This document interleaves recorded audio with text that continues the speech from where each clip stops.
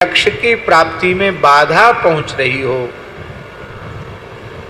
उस स्थान पर चाहे जितनी अनुकूलता हो, चाहे जितनी सुविधा हो, हमने जो लक्ष्य जीवन में निर्धारित किया है, चरम लक्ष्य भगवत प्राप्ति का, उस लक्ष्य में यदि बाधा पहुंच रही है तो फिर बड़ी से बड़ी सुख और बड़ी से बड़ी सुविधा का त्याग करके भगवत प्राप्ति के पथ पर अग्रसर होना चाहिए। एक ये शिक्षा। दूसरी बात ये है,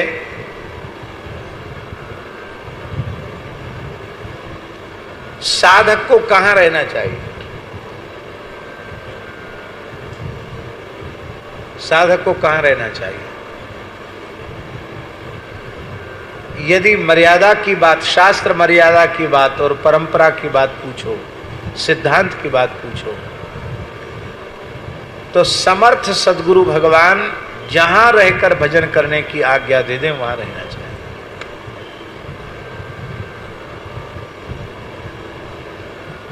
ये बात हम नहीं कह रहे हैं, जगत गुरु श्रीमदाद्य रामानंदाचार्य भगवान ने कहा, जहां आचार्य की गुरु की आज्ञा हो जाए साधक को वहीं रहकर साधन करना चाहिए। जब कोई महान लक्ष्य लेकर के चलता है, संसार के सामान्य लक्ष्य लेकर लोग चलते हैं, तो उसमें भी विघ्न बाधाएं आती हैं। और भगवत प्राप्ति जैसा महान लक्ष्य लेकर कोई चलेगा तो उसमें बाधा नहीं आएगी। इंद्री द्वार झरोखे नाना, तांता सुर बैठे कर थाना, आवत देखें विषय बयारी, तुरतई दही कपाट उघारी। देवता ऋषि मुनि सिद्ध सब बाधा करने के लिए तैयार खड़े हैं। जब वो देखते हैं हमसे आगे जा रहा है तो टांग खींचते पकड़ के, आगे नहीं बढ़ने देते हैं। तो भगवान की प्रचंड माया पद पद पर विघ्न करती है। व्यक्तियों के द्वारा विघ्न, विकारों के द्वारा विघ्न, भगवान की प्रचंड माया के द्वारा विघ्न, देवताओं और सिद्धों के द्वारा उपस्थापित विघ्न। तो इन विघ्नों से बचने का साधन क्या है?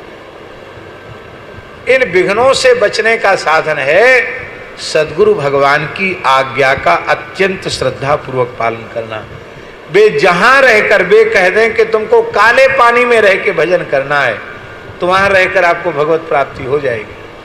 तो आप उनकी आज्ञा का उल्लंघन करके श्री धाम में रह करके भी भजन करोगे, वहां कुछ नहीं होगा, अपराध बनेगा, कुछ नहीं होगा।